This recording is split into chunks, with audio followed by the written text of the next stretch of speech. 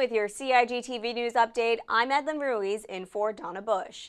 In today's top story, CIGTV speaks to Deputy Commissioner of Police Anthony Innes about the police service's latest class of recruits. Noting that the service only resumed local recruitment 4 years ago, Mr. Innes says that in that time it has recruited a total of 39 officers, including 7 women.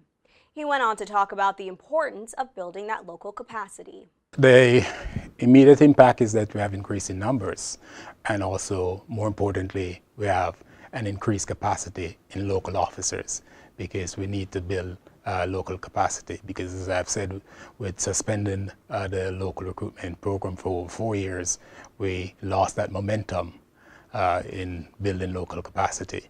Because if you take an average of, say, 5, which is a very conservative number, that would give you 20 officers, and 20 officers would have given us a further head start.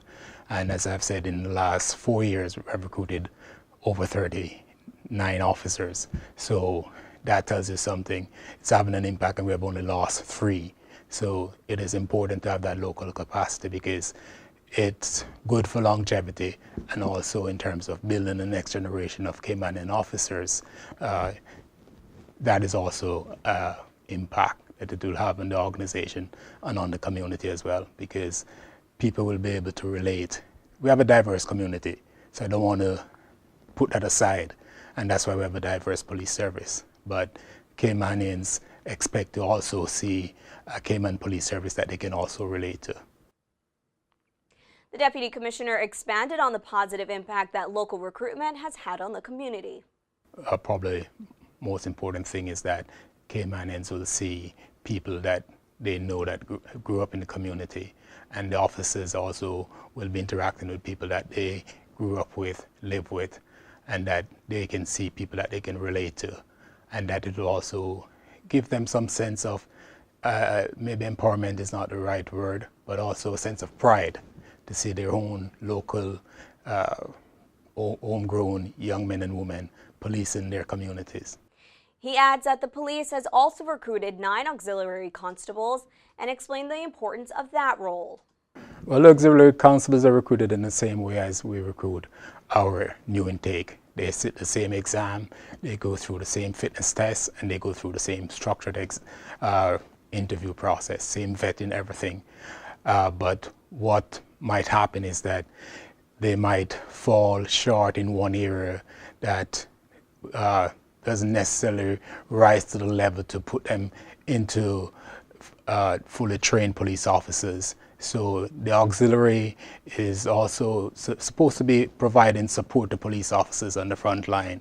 So they will deal with more minor crimes, for example, custody, transporting prisoners, even interacting in the community. We have an auxiliary out on the waterfront that is working, and from all indications, being a good ambassador for the Cayman Islands and for the RCIPS. So they do very important work. But it's also a gateway, I would say, that they can transition, because from this group we have some local Caymanians, young men, who are quite promising. And this is a way to help them to transition, and they can transition into the full police constable later on. So this is a way to mentor them and give them an opportunity. Deputy Commissioner Innes noted that the nearly 40 officers recruited over the last 4 years, only 3 are no longer with the service. In other news, civil servants attended a human rights training session on Monday. The training was led by the former strategic advisor to the Deputy Governor, Peter Goff. Mr. Goff developed the course on the Bill of Rights and is now working as a consultant to the portfolio of the civil service. The purpose of the 2.5-hour session, he says, is to ensure that civil servants are aware of their responsibilities under the Bill of Rights. He cited the importance of record keeping as an example. The Bill of Rights specifies that any decision that is made by a public official that adversely affects anyone, they have to give reasons of why the decision has been made. So it's important that all public officers, when they make those decisions, keep a record of them, because they can be asked to produce the decision, the reasons for the decision. Mr. Goff points out that there is another advantage for civil servants who attend. Although the training concentrates mainly on the responsibilities that public officials have, the training also covers the rights of our citizens. Those rights like the right to life, right to education, the right to freedom of speech, freedom of movement.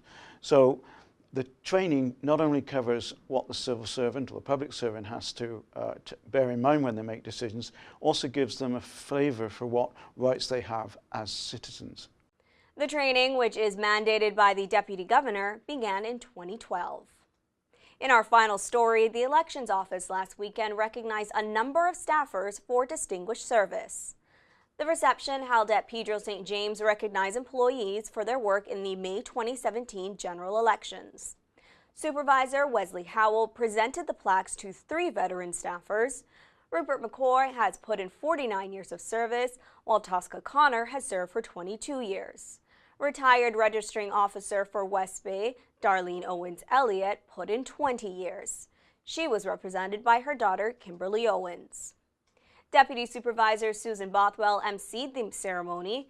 Deputy Governor Franz Manderson and Chief Officer Gloria McField-Nixon were also present and addressed the crowds. For the latest news on the Elections Office, visit www.elections.ky or www.facebook.com/electionsoffice. As always, if you missed today's news updates, you can get all the details on our Facebook and YouTube pages. And of course, don't forget to tune into Radio Cayman's For the Record and Talk Today's shows.